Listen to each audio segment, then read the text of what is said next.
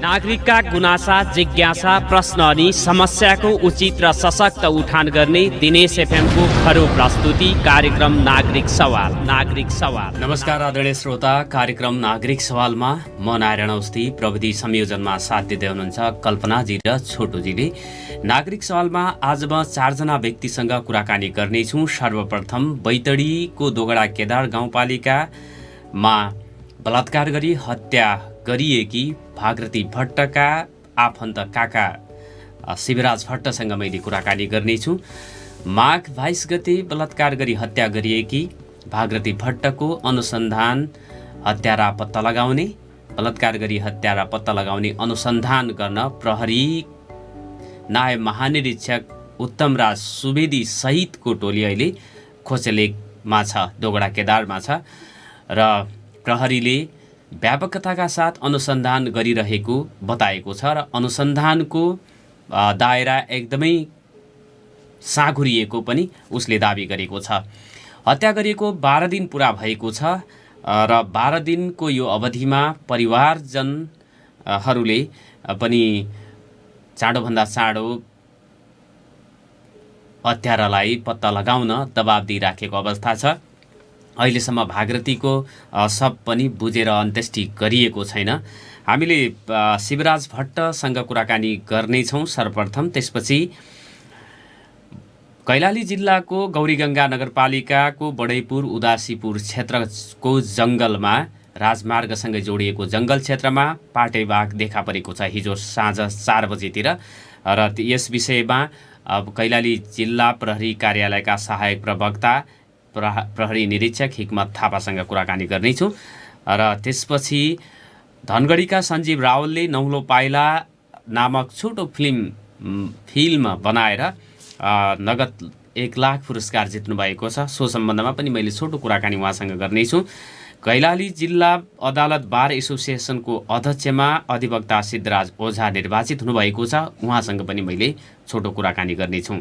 छोटो व्यापारिक विश्राममा जानेछौँ। कुराकानी गर्नुभन्दा पहिला हामी सर्वप्रथम शिवराज भट्टसँग कुराकानी गर्नेछौँ। बैतडीमा हुनुहुन्छ उहाँसँग टेलिफोनमा कुराकानी गर्ने प्रयासपछि अन्य व्यक्तित्वहरूसँग कुराकानी गर्नेछौँ। छोटो व्यापारिक विश्रामपछि पुनः हामी चाहिँ संवादमा आउनेछौँ। दिनेश एफएम सुन्दै गर्नुहोला। नागरिक सवालमा हामी बैतडीमा बलात्कारपछि हत्या गरिएकी 17 वर्षीय किशोरी भागरथी भट्टको हत्यारा पत्ता लगाउन जुन प्रहरी खटिएको छ, प्रहरीले आफन्तहरूलाई के आश्वासन दिइराखेको छ र आफन्तहरूको अहिलेसम्म के कस्तो भनाइरहेको छ भनेर हामी कुराकानी गर्नेछौँ। कुराकानी गर्नको लागि शिवराज भट्ट हामीसँग बैतडीबाट जोडिनु भएको छ। शिवराज सर, यहाँलाई नागरिक सवालमा हार्दिक स्वागत छ। नमस्कार सर। अहिलेसम्म आज 12 दिन पुरा भएको अवस्था छ हत्या गरिएको भागरथी भट्टको।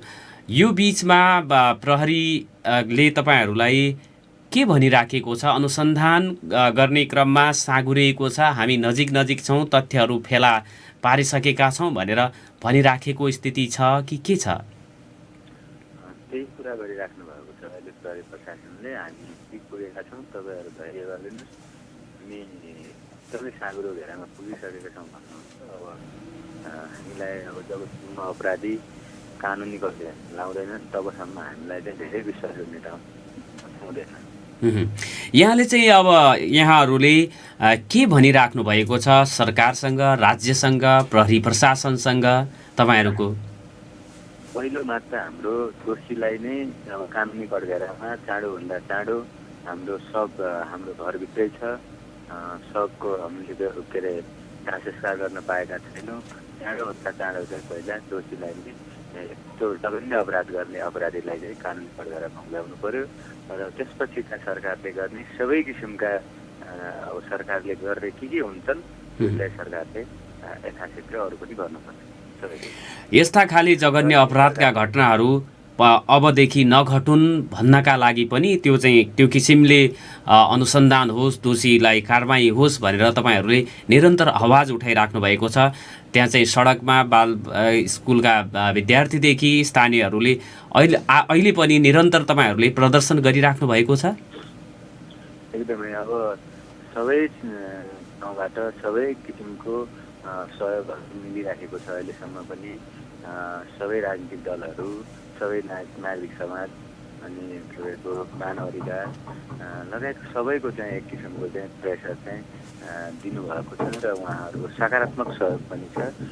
अर्कोतिर सुरक्षा निकायलाई पनि एक किसिमको सहयोग चाहिँ हाम्रो सबै तर्फबाट चाहिँ भएको छ। जुन ठाउँमा यो घटना भएको छ यो स्थानीय तहभित्र कुनै किसिमका पनि आन्दोलनहरू या डिस्टर्ब हुने किसिमको अनुसन्धानलाई डिस्टर्ब हुने किसिमको कुनै पनि गतिविधि भएको छैन र अब अन्य चाहिँ स्वस्फूर्त रूपमा देशभरि अब यो सबैको छोरी हो, सबैको बहिनी हो, यो घटना चाहिँ पुनः नदोहोरियोस् भन्ने किसिमले चाहिँ देशभरि चाहिँ आन्दोलनहरू चलिरहेको छ र अझै पनि यसलाई चाहिँ राष्ट्रिय अन्तर्राष्ट्रिय स्तरमा यस्ता के अरे यो किसिमका चाहिँ अब घटना नहुन् भन्ने किसिमले चाहिँ यसलाई चाहिँ राष्ट्रिय अन्तर्राष्ट्रिय किसिमले चाहिँ मुद्दा बनाउनुपर्छ र यसलाई चाहिँ अब सरकारी तवरले नै यसलाई चाहिँ हेर्नुपर्छ भन्ने किसिमको हाम्रो एउटा माग पनि छ। यसलाई सरकारी इस्यु र को रूपमा चाहिँ सरकारले बुझ्नुपर्दछ भन्ने चाहिँ हाम्रो एकदमै माग पनि हो। सुरुका दिनहरूमा स्थानीयहरूले त्यो के अरे चाहिँ बोल्न नमानेको, बोल्न नचाहेको भनेर चाहिँ कुराहरू आएको थियो। घटनाको सम्बन्धमा सोधपुछ गर्न खोज्दाखेरि प्रहरीलाई अलिकता असहयोग भएको भन्ने कुराहरू, विवरणहरू आएको थियो। अहिले त्यस्तो स्थिति त्यो चाहिँ सर्वसाधारण त्यहाँको स्थानीयहरूबाट सहयोग भइराखेको छ प्रहरीहरूलाई अनुसन्धान गर्नमा? एकदमै एकदमै अहिले सबै गाउँको अनि चाहिँ यहाँ समाजले चाहिँ मजाले आफूसँग भएका सूचनाहरू प्रहरीसम्म पुगाउने काम एकदम मजासँग भएको छ। अब त्यसको लागि म सबै दाजुभाइ दिदीबहिनीहरूमा एकदमै आभार पनि प्रकट गर्न चाहन्छु, किनकि अहिले सूचना कुनै पनि सूचना लुकेको छैन। अझै केही खुल्न बाँकी सूचनाहरू खुलिराखेको छ। त्यो सहज ढङ्गले चाहिँ प्रहरीसम्म चाहिँ पुगिराखेको छ। प्रहरीले पछिल्लो पटक एकदमै त्यही स्थानीय क्षेत्रकै जानकार, त्यो क्षेत्रको त्यो भूगोलको बारेमा जानकार भएको त्यही वरपर बस्ने व्यक्तिबाट चाहिँ घटना घटेको हुनुपर्छ भन्ने एक किसिमको चाहिँ निष्कर्ष निकालेको छ। त्यो निष्कर्षमा कतिको चाहिँ बल होला भन्ने यहाँहरूको बुझाइ छ? एकदमै अब घटना चाहिँ धेरै टाढाबाट आएर धेरै तपाईँको नचिन्या नजान्या मान्छेले गर्ने सम्भावना नै हुँदैन। हामीलाई पनि त्यो एउटा सम्भावना भएकै कुरा हो। कहिलेकाहीँ नपत्याउने खोला नि बगाउँछ, अब त्यो असम्भावना केही पनि रहँदैन। तैपनि अब उसलाई नचिनेको सधैँ चाहिँ उसको अवस्था, उसको अब जुन घरैसी अवस्था छ सबै कुरालाई चाहिँ बुझेको र अब उसलाई चाहिँ सधैँ उसको चाहिँ आउने जाने सबै कुराहरू वाच गरिराख्ने, हेरिराख्ने व्यक्ति बाटै यो घटना सम्भव छ। दिउँसै त्यो घटना चाहिँ त्यो अपरिचित व्यक्तिबाट एक्कासी हुन सक्ने घटना चाहिँ होइन हाम्रो बुझाइबाट। अब त्यहीमा हामीले पनि अब नचिने मान्छेले एक्कासी आएर त्यो घटना घटाएको हो भन्नेमा चाहिँ हामी पनि विश्वास त छैनौँ।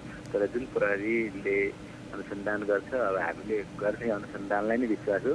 उहाँहरूको अनुसन्धान र उहाँहरूले ल्याएको अपराधी एकदमै अपराधी नै, वास्तविक अपराधी नै ल्याउँछन् भन्नेमा आशावादी हामी पनि छौँ। प्रहरीले गरिराखेको अनुसन्धानबाट जुन सक्रियता छ त्यो सक्रियता देखाइबाट विश्वस्त हुन सक्ने आधारहरू तपाईँहरूले महसुस गर्नुभएको छ कि अनुसन्धान एकदम प्रभावकारी होला र अपराधी पत्ता लाग्ला भन्ने कुरामा तपाईँहरू कतिको स्योर हुनुहुन्छ? अब अनुसन्धान गर्ने निकाय प्रहरी प्रशासन नै हो। हामीले गर्ने पनि होइन, आम पब्लिकले गर्ने पनि होइन, सरकारले पनि गर्दैन। गर्ने आखिर चाहिँ प्रहरी प्रशासनले नै हो।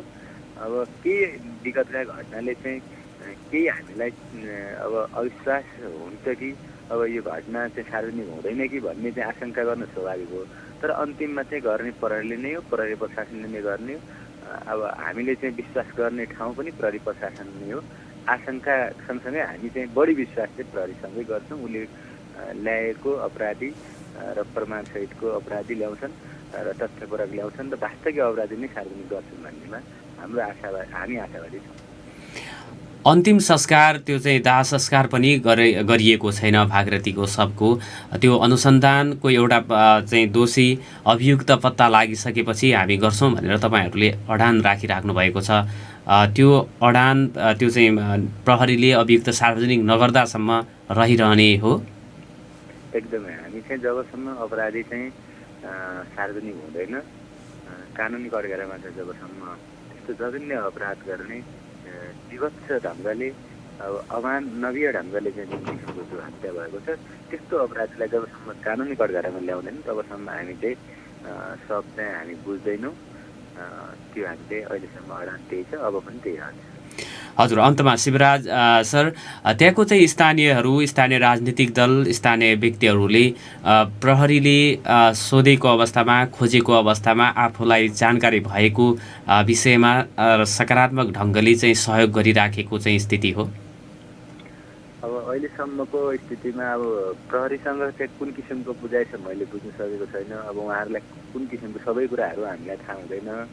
अब यो घटना घरमा घटेको छ सबै कुराहरू प्रहरीलाई नै बढी थाहा हुन्छ। तर यहाँ चाहिँ जुन अब हाम्रो घरमा भेटघाट गर्न आउनेहरू सबै राजनीतिक दलहरू, सबै अब जनप्रतिनिधिहरूको चाहिँ अपराधी चाहिँ के अरे अपराधी कसैको हुन सक्दैन, अपराधी अपराधी नै हो, अपराधीलाई कानुनी कठघरामा ल्याउनुपर्छ भन्ने सबैको एक किसिमको चाहिँ एकबद्धता छ, त्यो हामीले महसुस गरेका छौँ।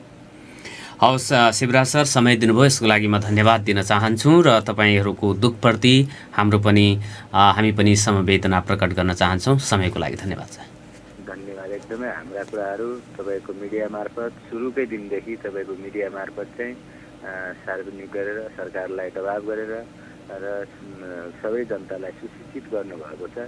यसको लागि म दिनेश खबरलाई पनि एकदमै हार्दिक आभार व्यक्त गर्न चाहन्छु। हवस् आदरणीय श्रोता, उहाँ हुनुहुन्थ्यो दोगडा केदार गाउँपालिका का शिवराज भट्ट, भागृति भट्टका काका पर्नुहुन्छ।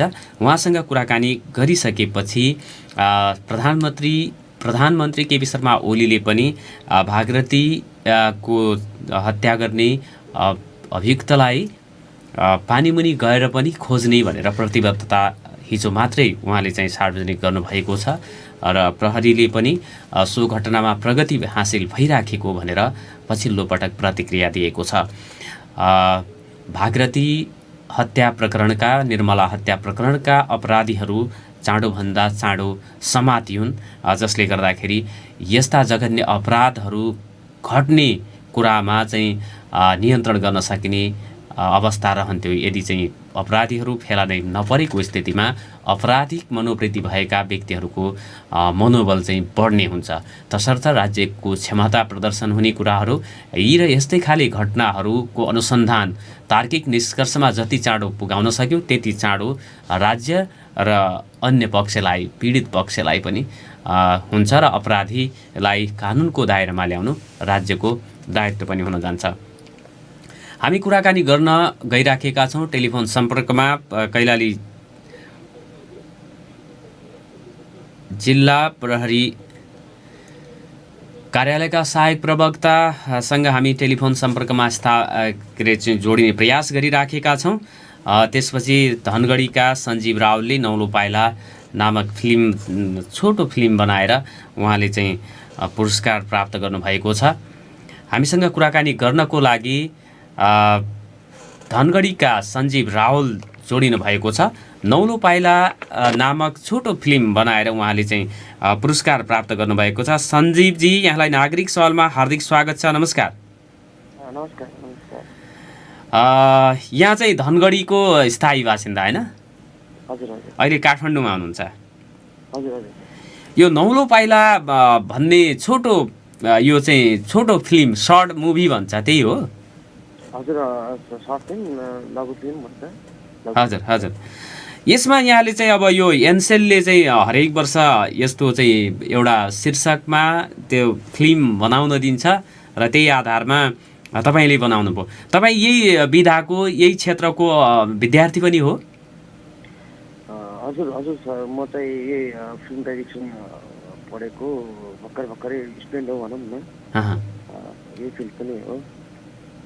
फिल्म मेकिङ चाहिँ विषय लिएर तपाईँ अध्ययन गरिराख्नु भएको छ? हजुर सर।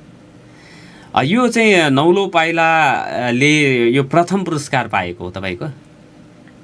हजुर, नौलो पाइलाले चाहिँ अब यो टपिकमा चाहिँ अब टप 10 पहिला सिलेक्ट गरेर अनि मेरो आफ्नो फिल्म चाहिँ फर्स्ट यो उत्कृष्ट सफलताको लागि हामी तपाईँलाई दिनेश एफएम दिनेश खबरको तर्फबाट हार्दिक धन्यवाद शुभकामना दिन चाहन्छौँ। तपाईँका पाइलाहरू अझ चाहिँ माथि चढ्दै जाउन् भन्ने हाम्रो शुभेच्छा छ।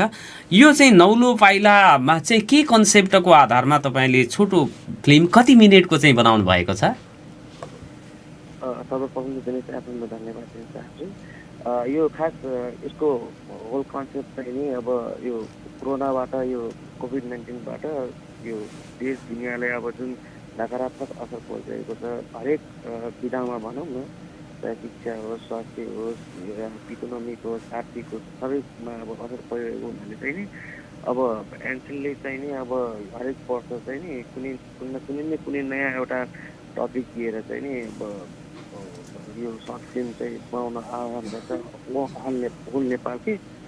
अनि यो वर्ष पनि अब कोभिड-19ले गरिरहेको यो नकारात्मक असरबाट चाहिँ हामी कसरी यो रोकिएको जिन्दगीदेखि रोकिएको जुन यो समय छ यसलाई चाहिँ कसरी हामी अझ अगाडि बढाउन सक्छौँ, नयाँ तरिकाले कसरी सोच्न सक्छौँ, यो कोरोनाको असरलाई कसरी कम गरेर चाहिँ हामी आफ्नो दैनिकी कसरी अगाडि बढाउँछौँ नयाँ तरिकाले भन्ने कुरो एउटा टपिक निकालेको थियो। अनि त्यो टपिकको आधारमा चाहिँ नि अब हामीले पनि अब एउटा भनौँ न शिक्षामा चाहिँ कसरी अब गाउँ घरतिरको अब जुन इन्भाइरोमेन्ट र त्यहाँ चाहिँ शिक्षामा कसरी नकारात्मक असर परेको छ र त्यसलाई चाहिँ हामी कसरी अगाडि बढाउन सक्छौँ भन्ने कुरोमा चाहिँ हामीले एउटा एटेम्प गरेका थियौँ। र यो चाहिँ म्याक्सिमम् चाहिँ 10 मिनट्सको चाहिँ नि एउटा टाइम लिमिट छ। 10 मिनट्सको चाहिँ हामीले एउटा सर्ट फिल्म बनाएको थियौँ। 10 मिनटको तपाईँले यो कन्सेप्टमा एनसेलले दिएकै टपिकमा छोटो फिल्म बनाउनु भएको छ। यसमा लागत चाहिँ कति लाग्छ तपाईँहरूको समयका हिसाबले, यो चाहिँ पैसाको हिसाबले पनि लागतको अवस्था चाहिँ के रहन्छ? अब लागत विषयले भन्नुपर्दाखेरि सर अब हामी एउटा फिल्म स्टुडेन्ट भएको हुनाले चाहिँ अब हामीले चाहिँ सकेसम्म चाहिँ एकदमै कम बजेटमा अब के भन्दाखेरि कोही अब बाहिरको प्रोड्युसर नभएर चाहिँ हामी आफै मिलेर चाहिँ नि कसरी एकदमै न्यून रकममा या एकदमै कम खर्चमा हामी बनाउन सक्छौँ भन्ने कुरो चाहिँ हामी लागिरहेको थियौँ। र सबै हामी आफै साथीभाइ मिलेर चाहिँ पैसाहरू कलेक्ट गरेर या सामानहरू कलेक्ट गरेर आफै हामीले बनाएका थियौँ। र अब टाइम भन्नुपर्दाखेरि अब हामीले बढी टाइम चाहिँ लेखनमा दियौँ र त्यति नै टाइम हामी सुटिङ र अनि यसको चाहिँ नि तयारीमा लाग्यौँ। र त्यो एकदमै कम बजेटमा सकेसम्म हामीले चाहिँ राम्रो दिन खोजेको थियौँ। देशभरिबाटै प्रतियोगिता गरिएको थियो? हजुर, यो होल नेपालभरि चाहिँ ओपन कम्पिटिसन। कतिवटा फिल्महरू चाहिँ प्रतियोगीको रूपमा त्यहाँ प्रस्तुत गरिएका थिए? अब ठ्याक्कै यति नै थियो भनेर त अब एनसिलले चाहिँ भन्दैन, तर त्यो लगभग 1 महिनाको चाहिँ यो होल कम्पिटिसनको टाइम थियो। 1 महिनासम्म चाहिँ फिल्महरू सबमिट गर्ने टाइम थियो। र लकडाउनले गर्दाखेरि धेरै फिल्म मेकरहरू घरमै बसेको हुनाले चाहिँ टाइम भएको हुनाले चाहिँ अरू वर्षहरूको भन्दा यो वर्ष चाहिँ एकदम धेरै नै पार्टिसिपेटहरू भए भन्ने चाहिँ भनेको छ। यति नै छ भन्ने चाहिँ भनेन। यो टप 10 भइसकेपछि चाहिँ टप 10 फिल्ममा चाहिँ सिलेक्ट भयो भनेर चाहिँ भनेको थियो। त्यसपछि चाहिँ फर्दर चाहिँ रिजल्टहरू एनाउन्स गरेको थियो एनसिलले। टप 10बाट फेरि चाहिँ प्रतियोगितामा तपाईँ प्रथम हुनुभएको छ? हजुर सर, हजुर। यो सफलताको लागि हामी हार्दिक धन्यवाद दिन चाहन्छौँ र तपाईँबाट अन्य युवाहरूले पनि त्यो चाहिँ प्रेरणा प्राप्त गरून्, तपाईँका पाइला अझ उचाइमा अग्रसर हुन्, यो शुभकामना दिन चाहन्छु। संवादको लागि यहाँलाई धन्यवाद छ। आदरणीय श्रोता, उहाँ हुनुहुन्थ्यो फिल्म प्रतियोगितामा धनगढीका सञ्जीव रावल। नौलो पाइला नामक छोटो फिल्म बनाएर उहाँ प्रथम हुनुभएको छ। रावलले निर्देशन गरेको चलचित्र नौलो पाइलाले सर्ट फिल्म प्रतियोगितामा पहिलो हुँदै 1 लाख पुरस्कार जितेको हो। रावलका अनुसार कोरोना प्रभाव र प्रभावबाट जोगिन गर्ने सकिने उपाय चलचित्रमा समेटिएको थियो। कैलाली जिल्ला प्रहरी कार्यालयका सहायक प्रवक्ता प्रहरी निरीक्षक हिक्मत थापासँग कुराकानी गर्न गइराखेका छौँ। हिजो साँझ पख 4-4:30 बजेतिर गौरीगङ्गा नगरपालिकाको बडैपुर उदासीपुर क्षेत्रको जङ्गलमा दिउँसै पाटेबाघ देखा परेको छ। पाटेबाघले स्थानीय वनमा गाईमाथि आक्रमण गरेको र स्थानीय घाँस काट्न गएका स्थानीयहरूको समेत पिछा गरेको भनेर प्रहरीले जनाएको छ र स्थानीय घाँस काट्न गएका व्यक्तिहरू रुखमाथि चढेर सुरक्षित हुन सफल भएका र त्यसपछि प्रहरी र स्थानीयको संयुक्त प्रयासमा सो क्षेत्र राजमार्ग वरिपरिको जङ्गल क्षेत्रबाट पाटेबाघलाई अन्यत्र भगाउने काम भएको र अन्य मानवीय क्षति चाहिँ नभएको भनेर प्रहरीले हिजो मात्रै हामीलाई जानकारी गराएको छ।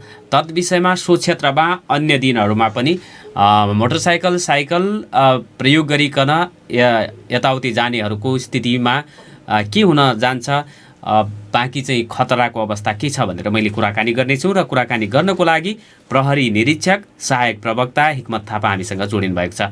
इन्सपेक्टर साहब, यहाँलाई नागरिक सवालमा हार्दिक स्वागत छ। नमस्कार। Thank you. नमस्ते। सर, अहिले सुक्खड क्षेत्रमै हुनुहुन्छ? म अहिले धनगढी छु हजुर। अनि यो गौरीगङ्गा नगरपालिकाको बडैपुर उदासीपुर क्षेत्रको यो राजमार्ग वरिपरिको जङ्गल क्षेत्रमा हिजो पाटेबाघ नै मान्छेको पिछा पर्यो भन्ने कुराहरू आएको थियो। तत्सम्बन्धमा त्यहाँको चाहिँ अबको सुरक्षा अवस्थाको कुराहरू, जस्तो त्यो बाघ हिजोको अवस्थामा चाहिँ कसरी त्यहाँ आयो भन्ने याद सधैँ आउँछ या हिजो मात्रै त्यो देखा परेको हो भन्ने के छ तपाईँहरूको जानकारीमा? यसमा चाहिँ नि अब यो अस्ति पनि वडा नम्बर 8मा कैलाली गाउँपालिकाको वडा नम्बर 8मा देखा परेर त्यहाँ पनि एकजना स्थानीयलाई त्यो जङ्गलमा चाहिँ मर्निङ वाकबाट फर्किने क्रममा घाइते बनाएको अवस्था थियो। त्यसपछि चाहिँ फेरि जङ्गलतर्फ भागेको भन्ने थियो। प्रहरी घटनास्थलमा पुगेको थियो। त्यति बेला अब जङ्गलतिर गइसकेको देखा परेन भन्ने खालको जानकारी आए पश्चात त्यसपछि वनसँग पनि हामीले समन्वय गरेका थियौँ र अहिले पनि फेरि मसुरियाको एरियामा चाहिँ हिजो मात्र 4 बजीतिर देखा परेर त्यसपछि चाहिँ एउटा गाईलाई झम्टेको र त्यो गाईलाई झम्टिसकेपछि चाहिँ जङ्गलमा घाँस काट्दै गरेको मान्छेलाई पनि पिछा गरेको भन्ने खालको समाचार जानकारी हामीलाई आएपछि मसुरियाबाट सैसाबो कमान्डमा हामीले त्यहाँ टोली पठाएका थियौँ र स्थानीयको सहयोगमा हल्ला गरिसकेपछि बाघ त्यहाँबाट भागेको भन्ने जानकारी आएको थियो हामीलाई। त्यही अनुसार चाहिँ अब आज हामी स्टुडियो प्रशासन कार्यालय र वन कार्यालयसँग चाहिँ समन्वय गरिरहेका छौँ। अब यसमा कसरी अगाडि बढ्ने यो विषयमा चाहिँ नि छलफल भइरहेको छ। अब यसलाई चाहिँ नि जनताहरूलाई चाहिँ कसरी बाघबाट सुरक्षित राख्ने अथवा अन्य प्रक्रियाहरू कसरी अगाडि बढाउने भन्ने कुरामा हामी वनसँग समन्वयमा छौँ हजुर। उक्त पाटेबाघ चाहिँ अब बर्दिया राष्ट्रिय निकुञ्ज अथवा अन्य यो सघन वन क्षेत्रबाट यो सीमावर्ती इलाकामा चाहिँ आएको भन्ने छ कि तपाईँहरूको प्रारम्भिक आकलन? पहिला पनि अब त्यो सो वन क्षेत्रमा चाहिँ बाघ देखा पर्ने गरेको हो? पहिला चाहिँ अब यता अर्को एरियातिर देखिन्थ्यो, अर्को जङ्गलतिर देखिन्थ्यो, त्यही दुधवा नेसनल पार्कको एरियातिर चाहिँ देखिने भन्ने खालको थियो र बर्दियाको चाहिँ यता सँगै जोडिएको जङ्गलहरूतिर पनि देखिने गरेको भन्ने चाहिँ थियो। तर अहिले केही समयपछि चाहिँ लामो अन्तरालमा चाहिँ नदेखिएको भन्ने जानकारी हामीले पाएका थियौँ। अब यो बाघ चाहिँ कुन एरियाबाट आएको अथवा बर्दियाबाटै हो अथवा दुधवा नेसनल पार्कबाट चाहिँ यता नेपाल प्रवेश गरेको भन्नेमा चाहिँ अब वनले त्यो अनुसार चाहिँ अनुसन्धान गर्ला। अब हामीले चाहिँ अब ठ्याक्कै अहिले चाहिँ कुन एरियाबाट आएको भनेर आकलन गर्न सकिने अवस्था चाहिँ रहेन हजुरको। कैलाली गाउँपालिकामा आक्रमण गर्ने बाघ पनि सोही हुन सक्ने केही अनुमानहरू तपाईँहरूले लाउनु भएको छ? त्यही हुनसक्छ भन्ने छ, किनभने त्यो एरिया चाहिँ जोडिएको हुनाले त्यो जङ्गल पनि त्यही सँगै लगभग जोडिएको हुनाले चाहिँ नि त्यही लगभग त्यही एरिया नै हो। त्यसकारण चाहिँ नि आक्रामक रूपमा चाहिँ अहिले निस्किरहेको भन्ने अवस्था छ। त्यसकारण चाहिँ त्यही बाघ हुनसक्छ भन्ने हो हाम्रो अनुरोध चाहिँ। आसपासका चाहिँ स्थानीयहरूलाई यहाँले चाहिँ के अनुरोध गर्न चाहनुहुन्छ र राजमार्ग क्षेत्रमा पनि अब यो साइकल साँझ बिहान यो चाहिँ मोटरसाइकलमा यात्रा गर्न नदिनका लागि केही प्रयासहरू त्यो गरिराख्नु भएको छ यहाँहरूले? त्यो सम्बन्धमा अब हामीले वन स्टुडियो कार्यालयसँग चाहिँ हामी यस सम्बन्धी वन र स्टुडियो कार्यालयसँग छलफल गरिरहेछौँ। यो सम्बन्धमा के हुन्छ भन्ने स्टुडियो अफिसबाट निर्देशन आए बमोजिम हामीले काम गर्ने हो र वनलाई पनि हामीले चाहिँ जानकारी गराइसकेका छौँ र वनले पनि आफ्नो तरिकाबाट आफ्नो एक्सर्साइजहरू अब के गर्न सकिन्छ यस बारेमा भनेर चाहिँ नि वन पनि आफ्नो उसबाट चाहिँ लागिरहेको अवस्था छ र स्थानीय जनमानसलाई चाहिँ त्यहाँको दाजुभाइ दिदीबहिनीहरूलाई चाहिँ म हजुरको एफएम मार्फत चाहिँ के अनुरोध गर्न चाहन्छु भने अब सुरक्षित नै रहने हो। अब यसमा चाहिँ नि राति हिँड्दाखेरि जङ्गल घाँस दाउरा गर्दाखेरि चाहिँ नि सकेसम्म ग्रुपमा जाने। अब बाघ भएको जुन एरियातिर चाहिँ नि त्यहाँतिर चाहिँ अलिकति मुभमेन्ट चाहिँ कम गर्ने र रातको समयमा अत्यावश्यक काममा पनि अलिकति सकेसम्म चाहिँ ठुलो सवारी साधनको प्रयोग गर्ने र होइन भने चाहिँ अलिकति ग्रुपमा चाहिँ हिँड्दा ठिक होला। त्यो अनुसार चाहिँ सुरक्षित बसिदिनु होला म आग्रह गर्न चाहन्छु। समय र संवादको लागि धन्यवाद छ सर यहाँलाई। धन्यवाद। आदरणीय श्रोता, उहाँ हुनुहुन्थ्यो कैलाली जिल्ला प्रहरी कार्यालयका सहायक प्रवक्ता प्रहरी निरीक्षक हिक्मत थापा। गौरीगङ्गा नगरपालिकाको बडैपुर उदासीपुर क्षेत्र जुन पूर्व पश्चिम राजमार्गसँग पनि जोडिएको छ, सो क्षेत्रमा साँझ बिहान पख एक्लै हिँडडुल नगर्नको लागि प्रहरीले अनुरोध गरेको छ र सो जङ्गल क्षेत्रको आसपासमा बसोबास गर्ने स्थानीयहरूलाई पनि एक्लै जङ्गल क्षेत्रमा प्रवेश नगर्न गइहाल्नुपर्ने स्थिति आएमा समूहगत हिसाबले चाहिँ जानुहोला भनेर प्रहरीले अनुरोध गरेको छ र उक्त बाघ कुन क्षेत्रबाट प्रवेश गरेर आएको हो भन्ने कुरा चाहिँ यकिन गर्न नसकिएको प्रहरीले जनाएको छ। पुनः हामी छोटो व्यापारिक विश्राममा जानेछौँ। व्यापारिक विश्रामपछि हामी सिद्धराज ओझा अधिवक्ता सिद्धराज ओझासँग कुराकानी गर्नेछौँ। कैलाली जिल्ला अदालत बार एसोसिएसनमा हिजो मात्रै उहाँ निर्वाचित हुनुभएको छ। उहाँसँग कुराकानी पछि हामी तपाईँहरूका लागि टेलिफोन खुला गर्नेछौँ। 091-710-216मा फोन गर्नको लागि म अनुरोध गर्न चाहन्छु हाम्रा आदरणीय श्रोताहरूलाई। ओहो, सधैँ एउटै खालको नास्ता खाँदा खाँदा पनि बोर भइसक्यो। यो धनगढीमा केही नौलो शाकाहारी नास्ताहरू पाइने होटल पनि छैन र? धनगढीकै ट्राफिक चौराहामा रहेको बिष्ट स्विटमा साउथ इन्डियन नास्ताहरू डोसा, इडली, साम्बर, वडा, pav bhaji, uttapam, veg burger, veg मोमोहरू पाइनुका साथै शाकाहारी खाना, दही, घिउ, पनिर र अर्डर अनुसारको बर्थडे केक पनि पाइन्छ। विगत 18 वर्षदेखि हजुरहरूको सेवामा समर्पित धनगढी चौराहाको बिष्ट स्विट हाउस एन्ड भोजनालय 417-574 र 98-484-51-710। हाम्रोमा हाम्रो शान सिमेन्ट सगरमाथा, हाम्रो मान हाम्रो शान सिमेन्ट सगरमाथा, हाम्रो गौरव अभिमान सगरमाथा सगरमाथा। निर्माण बलियो र सलिड हुनेछ, संरचनाले उचाइ छुनेछ, जुनी सगरमाथा नेपाली सिमेन्ट।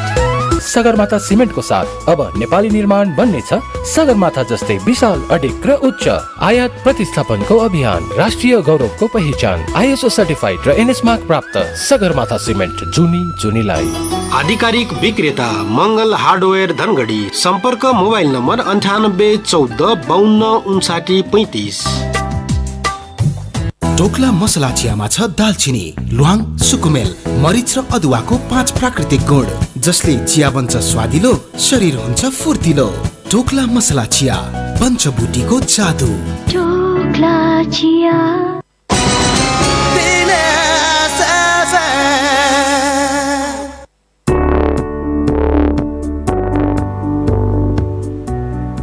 पुनः स्वागत छ आदरणीय श्रोता नागरिक सवालमा। अब हामी कैलाली जिल्ला अदालत बार एसोसिएसनको हिजो भएको चुनावमा निर्वाचनमा अध्यक्षमा निर्वाचित हुनुभएका अधिवक्ता सिद्धराज ओझासँग कुराकानी गर्न गइराखेका छौँ। उहाँ हाम्रो टेलिफोन सम्पर्कमा जोडिनु भएको छ। वकिल साहब, यहाँलाई नागरिक सवालमा हार्दिक स्वागत छ। नमस्कार। नमस्कार नारायण सर, धन्यवाद यहाँलाई, धेरै धन्यवाद। हजुर, सर्वप्रथम यहाँ लगायत यहाँको सम्पूर्ण टिमलाई म हार्दिक धन्यवाद, हार्दिक बधाई, हार्दिक शुभकामना दिन चाहन्छु निर्वाचित हुनुभएकोमा। यहाँलाई र यहाँको जुन टिमलाई मेरो तर्फबाट धेरै धेरै धन्यवाद। हजुर, अब कैलाली जिल्ला अदालत बार एसोसिएसनको अध्यक्षमा निर्वाचित हुनुभएको छ। यो निर्वाचनमा यहाँको चाहिँ एजेन्डाहरू के थिए, के भनेर तपाईँलाई त्यहाँको चाहिँ वकिल साहबहरूले आफ्नो नेतृत्वको चाहिँ जिम्मेवारी तपाईँलाई दिनुभएको छ? विशेष गरी हाम्रो विशुद्ध यो पेसागत अधिवक्ताहरू वकिलहरूको समूह हो र हामीले अहिले यो हाम्रो निर्वाचनमा जाँदाखेरि 3 तहमा राखेर हामीले एजेन्डा बनाएका थियौँ। तत्कालीन योजना, तुरुन्तै गर्न सकिने योजना होइन, र मध्यकालीन र अर्को भनेको हाम्रो दीर्घकालीन योजना। यो 3टा योजना हामीले उहाँहरूको अगाडि राखेका थियौँ, आदरणीय विद्वान मित्रहरूको अगाडि। त्यसैमा उहाँहरूले मेरो विश्वास गरेर मलाई चाहिँ यो जिम्मेवारी वहन गर्ने मौका दिनुभएको छ। यसका लागि म सम्पूर्ण हाम्रो जिल्ला कैलाली जिल्ला अदालत बार एसोसिएसनमा आबद्ध कानुन व्यवसायी अग्रज विद्वान मित्रहरू सबैलाई म धन्यवाद दिन चाहन्छु।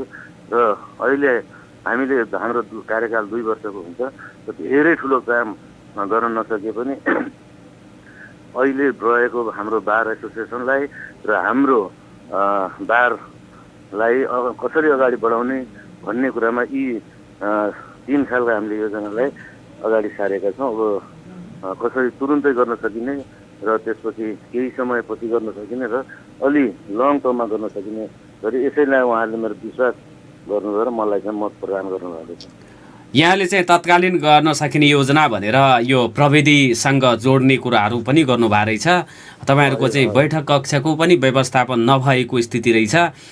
मुद्दाका पक्षहरूसँग भेटघाट गर्ने अलिकता चाहिँ अब त्यो कुराले गर्दाखेरि समग्र यो चाहिँ तपाईँहरूको प्रति हुने विश्वासमा पनि कमी भएको, एक किसिमको आलोचना पनि हुने गरेको, यो कुरालाई चाहिँ संस्थागत रूपमै अन्त गर्ने प्रयासको थालनी हामी गर्छौँ भन्नुभएको छ। त्यसमा सक्नुहोला, सफल हुनुहोला? निश्चय नै हामीले कैलाली जिल्ला अदालत बार इकाइमा प्रविधिलाई चाहिँ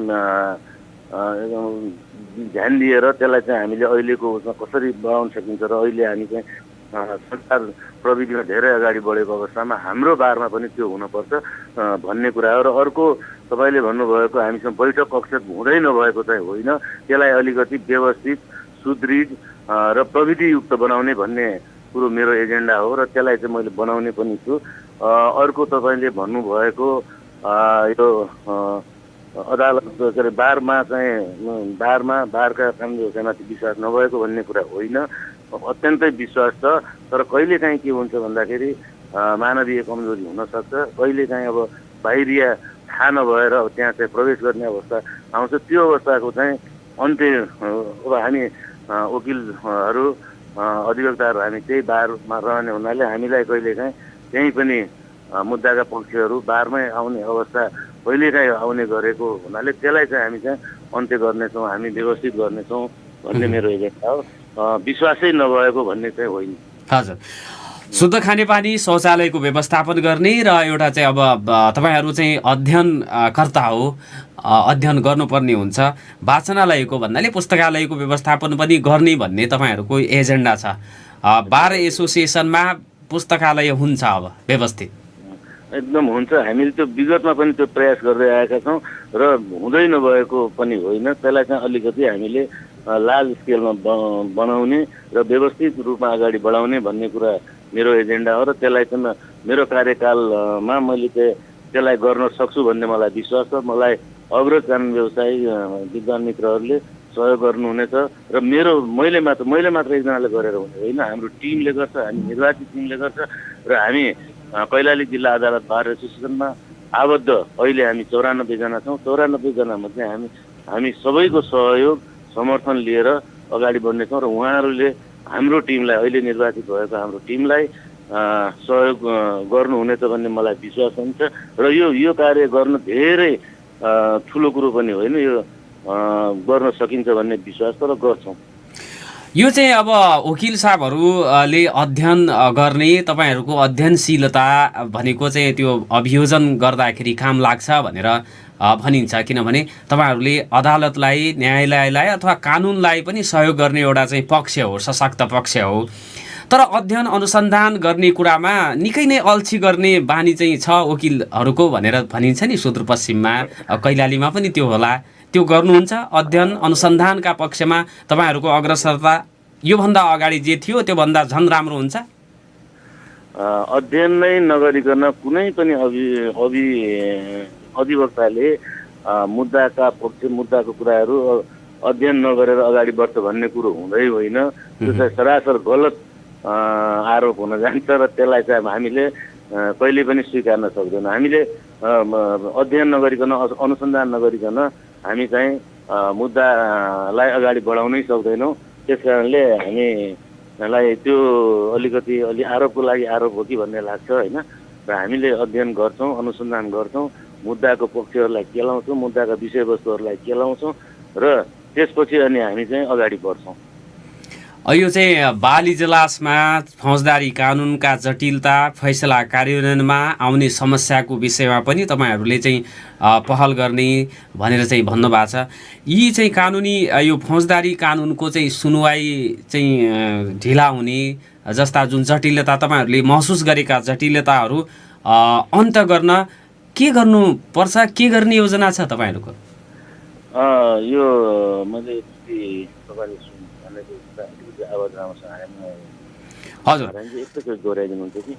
यो बाल इजलास, फौजदारी कानुनका जटिलता, फैसला कार्यान्वयनमा आउने समस्याका बारेमा पनि हामीले चाहिँ प्रयास गर्छौँ अधिकतम भनेर भन्नुभएको छ। यसमा देखिएका जटिलता के कस्ता खाली जटिलताले गर्दाखेरि यो कानुन कार्यान्वयनमा अथवा यो चाहिँ फैसला कार्यान्वयनमा अप्ठ्यारो भइराखेको तपाईँहरूले पाउनु भएको छ? अब कहिलेकाहीँ के हुन्छ भन्दाखेरि हाम्रो यो अदालत प्रक्रियामा जाँदाखेरि, न्यायिक प्रक्रियामा जाँदाखेरि ढिला सुस्ती हुने, कहिले अब हाम्रो न्याय प्रणाली पनि अलिकति धेरै सहज पनि नभएको अवस्थाका कारणले होइन समस्या आउने गरेका छन्। अब यी समस्याका बारेमा छलफल गरेर हामीले चाहिँ कसरी समस्याहरूलाई समाधान गर्न सकिन्छ र विशेष गरी फैसला कार्यान्वयनमा समस्याहरू आउने गरेका छन्। त्यो कैलाली जिल्लामा मात्र होइन, नेपाल सिङ्गो राष्ट्रकै समस्या देखिएको हामीले पाएका छौँ र त्यसलाई चाहिँ हामीले फैसला कार्यान्वयनमा छिटोभन्दा छिटो फैसला भएर मात्र भएन, न्याय दिएर मात्र भएन, त्यो न्याय दिएको कुरालाई चाहिँ कार्यान्वयनमा चाहिँ जतिसक्दो चाँडो ल्यायो। कार्यान्वयनमा ल्याउन सकेन भने त्यो न्याय दिनुको अर्थ कुनै पनि अर्थ हुँदैन। त्यस कारणले यो न्याय दिइसकेपछि अदालतले त न्याय दियो, अब त्यसलाई कार्यान्वयनमा अगाडि बढाउन सकेन न्याय दिएको मूल्य पक्षहरूले त्यसलाई चाहिँ फिल गर्न सक्दैन, महसुस गर्न सक्दैन र त्यसका लागि हामीले चाहिँ यो फैसला कार्यान्वयनलाई कसरी छिटोभन्दा छिटो गर्न सकिन्छ भन्ने कुरामा हामी सबै बसेर हामी छलफल गर्छौँ र यसलाई चाहिँ हामी बार बेन्चमा पनि यो कुरोहरू हाम्रो आउँछ, बार र बेन्चको मिटिङमा, र हामी यसलाई चाहिँ यो आउने समस्याहरूलाई यसका लागि हामीले अगाडि बढ्नेछौँ। हजुर, यो कमजोर आर्थिक अवस्था भएका व्यक्तिहरू पनि न्यायको खोजीमा भौतारी राखेको, तडपिराखेको स्थिति चाहिँ देखा पर्छ।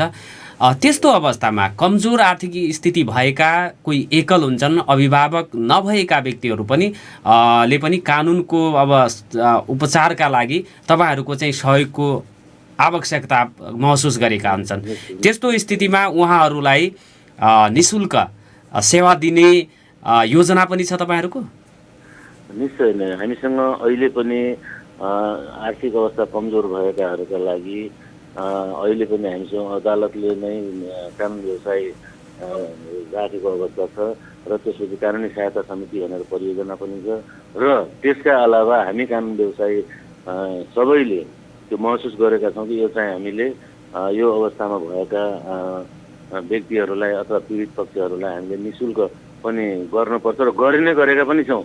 तर त्यसलाई के भनेपछि अलिकति व्यक्तिगत रूपमा भन्दा नि हाम्रो साङ्गठनिक रूपमा नेपाल बारले, कैलाली बारले नै त्यसलाई चाहिँ नेतृत्व लिएर कसरी चाहिँ हामीले अगाडि बढाउन सकिन्छ, कसरी त्यस्ता पक्षहरूलाई सहयोग गर्न सकिन्छ भनेर यो चाहिँ हामीले राखेका छौँ। र त्यसका लागि के छ भन्दाखेरि अक्षय कोष बनाउने, सहयोग जुटाउने र त्यसको चाहिँ गलत प्रयोग चाहिँ हुन नदिने र त्यसरी अक्षय कोष बनाइसकेपछि त्यसै कोषबाट उसलाई हाम्रो मुद्दाका पक्षलाई, पीडित पक्षलाई, आर्थिक अवस्था कमजोर भएका यस्ता पक्षहरूलाई त्यही अक्षय कोषबाट त्यो स्थापना गरेर त्यही अक्षय कोषबाट चाहिँ कसरी सहयोग गर्न सकिन्छ भनेर हामीले चाहिँ यो एजेन्डामा राखेका हौँ र यो हामी निश्चय नै हाम्रो आगामी दिनमा यसलाई हामी कार्यान्वयन गर्नुतिर लाग्छौँ। अन्तमा वकिल साहब, अब यो चाहिँ स्थानीय तहहरूमा कानुनको विषयमा जानकारी नहुँदाखेरि मान्छेले न्यायका लागि जान नसकेको, अदालतसम्म आउन नसकेको स्थिति छ। सो स्थितिलाई अन्त गर्नको लागि स्थानीय तहहरूसँगको सहकार्यमा स्थानीय समुदायसँग कानुनका विषयमा अभिमुखीकरण गर्ने, यो जनचेतना जगाउने किसिमका कार्यक्रमहरू पनि गर्नुहुन्छ तपाईँहरू? निश्चय नै। अब यो हामी चाहिँ स्थानीय पालिकाहरूसँग छलफल बहस गरेर कसरी चाहिँ स्थानीय पालिकाहरूमा गाउँ गाउँमा चाहिँ कानुनी साक्षरता कार्यक्रम दिन सकिन्छ र उहाँलाई कानुनका बारेमा जानकारी कसरी गराउन सकिन्छ र जानकारी नभएकै कारणले चाहिँ न्याय पाउनबाट वञ्चित हुने अवस्थालाई अब पूर्ण रूपमा अन्त्य भन्न सक्ने अवस्था छैन। तर त्यसलाई चाहिँ केही कम गराउने हाम्रो उद्देश्य छ, हाम्रो त्यो चाहिँ योजना छ, त्यो एजेन्डा पनि हो र हामीले यसका लागि चाहिँ अवश्य नै निश्चय नै हामी चाहिँ यसलाई कार्यान्वयन गर्ने पक्षमा अगाडि बढ्छौँ, जसबाट के हो भने कानुनको जानकारी नभएका कारणले अदालतसम्म अथवा अर्धन्यायिक निकायसम्म पुग्न सक्ने अवस्थालाई चाहिँ हामीले न्यूनीकरण गराउँदै अगाडि बढ्ने योजना राखेको छ। संवादको लागि समय दिनुभएकोमा म हार्दिक धन्यवाद दिन चाहन्छु र पूर्ण कार्यकालको हार्दिक शुभकामना पनि दिन चाहन्छु। धेरै धेरै धेरै धन्यवाद। यहाँलाई पनि मेरा योजनाहरू यहाँको एफएम मार्फत प्रसारण गर्ने मौका प्रदान गर्नुभयो र यसका लागि यहाँलाई र सम्पूर्ण दिनेश एफएम परिवारलाई धेरै धेरै धन्यवाद दिन चाहन्छु। हवस् हवस्। आदरणीय श्रोता, उहाँ हुनुहुन्थ्यो नवनिर्वाचित कैलाली जिल्ला अदालत बार एसोसिएसनका अध्यक्ष अधिवक्ता सिद्धराज ओझा। उहाँसँग कुराकानी गरिसकेपछि केही समय बाँकी रहेको छ। तपाईँहरूको टेलिफोन कल 091-410-216 गर्न सक्नुहुनेछ। त्यसको लागि म अनुरोध गर्न चाहन्छु यहाँहरूलाई। 091-410-216 तपाईँहरूका लागि खुला गरेको छु। यहाँहरूले फोन कल गरेर आफ्नो विचार अभिव्यक्त गर्न सक्नुहुनेछ भन्ने मेरो अनुरोध रहेको छ र टेलिफोनको घन्टी बजेको मैले सुनिराखेको छु बाहिरबाट। कल्पनाजीले त्यो फोन कललाई पठाउँदै हुनुहुन्छ भित्र। हजुर, नागरिक सवालमा यहाँलाई हार्दिक स्वागत छ। नमस्कार, को बोल्दै हुनुहुन्छ? नमस्कार नमस्कार नारायण सर, म सिद्धराज पनेरू बोल्दैछु। हजुर, स्वागत छ यहाँलाई। धन्यवाद धन्यवाद। मैले आज पुनः एकपटक चाहिँ शिवपुरी धामलाई नै जोड्न चाहन्छु। ब्रह्मनिष्ठ सन्त शिरोमणि स्वामी लोकानन्दजी महाराजको परिकल्पनाले 2070 सालदेखि नियमित रूपमा हाम्रो शिवपुरी धाममा भइरहेको महायज्ञ अहिले 8औं वर्षमा आज विशेष कार्यक्रमका बीच उद्घाटन हुँदैछ। सुदूरपश्चिम प्रदेश सरकारका माननीय वन वातावरण उद्योग पर्यटन मन्त्री माया भट्टज्यूको प्रमुख आतिथ्यतामा आज 11:15 बजे 11:15 बजे चाहिँ यो महायज्ञको समुद्घाटन हुनेछ। यो रेडियो सुनिरहनुभएका सम्पूर्ण धनगढीवासी, यो धाममा विभिन्न समयमा सहयोग पुर्याउनु हुने दानदाताहरू, आजीवन सदस्यज्यूहरू, सम्पूर्ण हिन्दू धर्मावलम्बी आदरणीय दाजुभाइ दिदीबहिनीहरू, यहाँहरू सबैमा म हार्दिक आमन्त्रण गर्दछु। यो 2 गते आजबाट 9 गतेसम्म हुने र यो गत वर्षदेखि यो महायज्ञको आकर्षणको रूपमा रहेको महाआरती जुन भगवान आराध्य देव पशुपतिनाथको मन्दिरमा सधैँ गरिन्छ, हरिद्वारको गङ्गा तटमा अनि बनारसमा हुने महाआरती जस्तै यो आरती पनि हाम्रो बनारसबाट पण्डितजी आउनुभएको छ, काठमाडौँबाट आउनुभएको छ। उहाँहरूबाट विशेष रूपमा प्रस्तुत हुने यो महाआरती जुन साँझ हुनेछ, यसमा पनि शरीक भइदिन हुन पुण्य प्राप्तिका लागि म सम्पूर्ण सुदूरपश्चिमवासी, धनगढी नगरवासी, यो रेडियो सुनिरहनुभएका सम्पूर्ण महानुभावहरूमा अनुरोध गर्दछु र यहाँको मिडियालाई पनि हाम्रो यो महायज्ञका समाचार सम्प्रेषण गरिदिनु हुन पनि म अनुरोध गर्दछु। हजुर, यो वर्ष कुन पुराण लाग्दैछ, कुन महापुराण लगाउँदै हुनुहुन्छ यहाँहरू? यो ब्रह्मवैवर्त पुराण लाग्दैछ। 9 दिनसम्म लाग्छ। 9 दिनसम्म आजदेखि 9 गते समापन हुनेछ र यो आकर्षण महाआरती चाहिँ यसको चाहिँ विशेष आकर्षण हुनेछ। यो यज्ञको गत वर्षदेखि हामीले गरिरहेका छौँ। महाआरती साँझ कति बजे हुन्छ? साँझ 6 बजे हुन्छ। हरेक दिन साँझ 6 बजे र उक्त समयमा सो महाआरती अवलोकन गर्नको लागि पनि यहाँको निमन्त्रणा छ। एकदम हजुर। सर्वप्रथम त म महायज्ञ भरि नै मतलब यो धर्ममा आस्था हुने श्रद्धालु भक्तजनहरूलाई अब आजदेखि 9 गतेसम्म नै यो पुण्यभूमिमा म आमन्त्रित गर्दछु। हाम्रो शास्त्रमा हामीले घर परिवारमा एकै पटक लगाउँदा पनि 21 कुलको चाहिँ उद्धार हुन्छ भने हामीले यो राष्ट्र शान्तिका लागि लगाइरहेको यज्ञ हो र विभिन्न दानदाताको सहयोगबाट नै हामी गर्वका साथ भन्छौँ यो सुदूरपश्चिमको नमुना धाम बनेको छ, जहाँ 108 फिट अग्लो ज्योतिर्लिङ्ग लगायत 12 ज्योतिर्लिङ्गहरू, 108 गौमुखी धारा, 108 तुलसी मठ अनि पाञ्चायनका मन्दिरहरू, तमाम संरचनाहरू रहेका छन्। नेपाल माताको मन्दिर, यी सबैको दर्शन गर्नहरू र पुण्य प्राप्त गर्न प्रवचन श्रवणका लागि म अनुरोध गर्दछु। सुदूरपश्चिमकै एउटा हामी बालव्यास भन्छौँ उहाँलाई, सत्यराज अवस्थी गुरु, जसले 2 वर्ष पूर्व पनि यो धाममा वाचन गर्नुभएको थियो। उहाँको मतलब व्यास आसनमा उहाँ हुनुहुनेछ, उहाँबाट वाचन हुने यो पुराणमा यहाँहरू सबैलाई म हार्दिक आमन्त्रण गर्दछु। यो रेडियो सुनिरहनुभएका धनगढी नगरवासीमा मेरो एकदम सादर आमन्त्रित छ शिवपुरी धामका तर्फबाट। हवस्, यो जानकारीको लागि यहाँलाई हार्दिक धन्यवाद छ। शिवपुरी धाममा आजबाट महायज्ञ सुरु हुन गइराखेको छ। ब्रह्म वैवर्त पुराण महापुराणको वाचन हुनेछ। श्रवण गर्नको लागि श्रद्धालु भक्तजनहरूलाई हामी पनि निवेदन गर्न चाहन्छौँ, शिवपुरी धाममा सो समयावधिमा तपाईँहरू जान सक्नुहुनेछ, कथा श्रवण गर्न सक्नुहुनेछ र हरेक दिन साँझ 6 बजेपछि महाआरती पनि हुने चाहिँ बताउनु भएको छ। सिद्धराजजी शिवपुरी धामको समितिका चाहिँ सचिव पनि हुनुहुन्छ। उहाँको यो जानकारी सँगै कार्यक्रमको निर्धारित समय सिद्धिएको छ। हामीलाई एउटा फोनको घन्टी बजेको सुन्दैछु म। हामीलाई सुनेर यहाँहरूले अहिलेसम्म साथ दिनुभएकोमा दिनेश एफएम 93.8 मेगाहर्ज ट्युनिङ गरेर बस्नुहुने सम्पूर्ण श्रोताहरूलाई म धन्यवाद दिँदै आजको बसाइबाट बिदा माग्छु। भोलि अर्को विषयवस्तुमा र प्रसङ्गमा कुराकानी गर्नेछु। नमस्कार, शुभ दिन।